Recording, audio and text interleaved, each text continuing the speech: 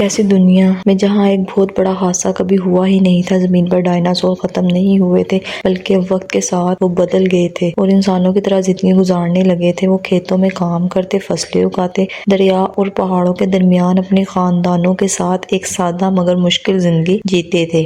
اسی دنیا میں ایک چھوٹا سا ڈائناسور بچہ رہتا تھا جو اپنے خاندان میں سب سے مختلف تھا کیونکہ وہ بہت زیادہ ڈرپوک تھا۔ اس کے بہن بھائی مضبوط، بہادر اور خود اعتماد تھے، مگر وہ ہر چھوٹی چیز سے گھبرا جاتا تھا۔ کبھی ہوا کی آواز، کبھی اندھیرا، کبھی کوئی نیا کام، ہر چیز اسے خوف زدہ کر دیتی تھی۔ اس کے ابو ایک محنتی اور سمجھدار ڈائناسور تھے۔ وہ چاہتے تھے کہ اس کا بچہ بھی مضبوط بنے اور اپنی زندگی میں کچھ بڑا کرے۔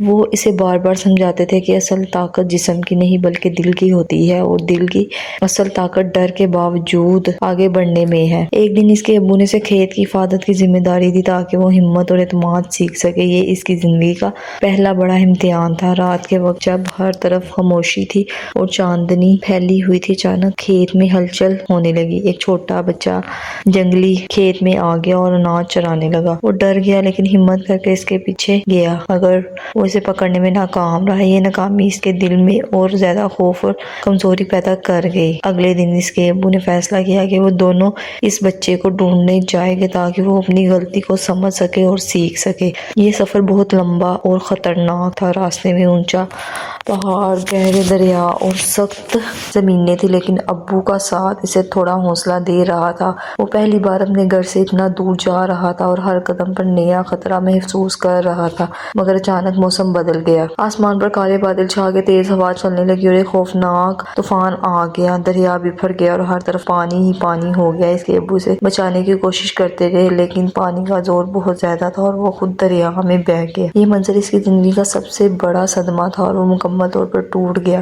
طوفان کے بعد ایک اور حادثہ میں وہ اپنے گھر سے بہت دور ایک اجنبی اور خطرناک جگہ میں پہنچ جاتا ہے اور زخمی، بھوکا اور مکمل طور پر اکیلا ہوتا ہے۔ یہاں ہر چیز اس کے لیے خطرہ تھی۔ وہ بھاگتا، گرتا اور چھپتا رہتا ہے اور خود کو بہت بے بس محسوس کرتا ہے۔ اسی دوران وہ دوبارہ اسی جنگلی بچے سے ملتا ہے۔ شروع میں وہ دونوں ایک دوسرے سے ڈرتے ہیں لیکن آہستہ آہستہ انہیں سمجھ آتی ہے کہ وہ دونوں اکیلے ہیں اور انہیں ایک دوسرے کی ضرورت ہے۔ حالات انہیں ساتھ رہنے پر مجبور کر دیتے ہیں اور آہستہ آہستہ ان کے درمیان ایک مضبوط دوستی بن جاتی ہے۔ وہ دونوں ایک ساتھ سفر کرتے ہیں تاکہ وہ اپنے گھر واپس جا سکیں۔ یہ سفر آسان نہیں ہوتا۔ راستے میں انہیں خطرناک جنگلی جانوروں، طوفانوں، بھوک اور تھکن کا سامنا کرنا پڑتا ہے، لیکن وہ بچہ ہمیشہ اسی کے ساتھ رہتا ہے، اس کی مدد کرتا ہے اور اسے راستہ دکھاتا ہے اور خطرات سے بچاتا ہے۔ وقت کے ساتھ وہ ڈائناسور بچہ بدلنے لگتا ہے اور پہلی بار سمجھتا ہے کہ ڈر ہمیشہ رہتا ہے لیکن اصل بہادری اس ڈر کے باوجود آگے بڑھنے میں ہے۔ ایک دن وہ ایک بہت خطرناک صورتحال میں پھنس جاتے ہیں جہاں بڑے شکاری جانور ان کے پیچھے پڑ جاتے ہیں۔ پہلے وہ ڈر جاتا ہے لیکن پھر اسے اپنے ابو کی بات یاد آتی ہے اور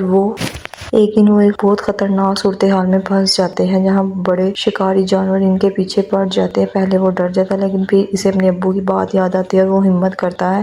وہ اپنے دوست کو بچانے کے لیے آگے بڑھتا ہے اور پہلی بار واقعی بہادر بن جاتا ہے۔ آخرکار وہ اپنے گھر کے قریب پہنچ جاتے ہیں لیکن یہاں ایک مشکل فیصلہ آتا ہے۔ وہ جنگلی انسانی بچہ اپنے اصل خاندان سے مل جاتا ہے جو اسے تلاش کر رہے ہوتے ہیں۔ اس کا دل بہت بھاری ہوتا ہے کیونکہ وہ اسے کھونا نہیں چاہتا، لیکن وہ سمجھ جاتا ہے کہ محبت کا مطلب کسی کو روکنا نہیں بلکہ اسے اس کی جگہ دینا ہوتا ہے۔ وہ آنکھوں میں آنسو لیے اسے اس کے خاندان کے حوالے کر دیتا ہے۔ آخر میں وہ اکیلا رہ جاتا ہے لیکن اب وہ وہی ڈرپوک بچہ نہیں ہوتا، وہ بدل چکا ہوتا ہے، مضبوط، سمجھدار اور بہادر بن چکا ہوتا ہے۔ وہ اپنے گھر واپس آ جاتا ہے اور پہلی بار اسے احساس ہوتا ہے کہ اس کے ابو کی باتیں بالکل سچ تھی۔ اس کہانی سے ہمیں یہ سبق ملتا ہے کہ اصل بہادری یہ نہیں ہے کہ انسان ڈرے نہیں بلکہ یہ ہے کہ وہ ڈر کے باوجود صحیح راستہ چنے اور آگے بڑھے۔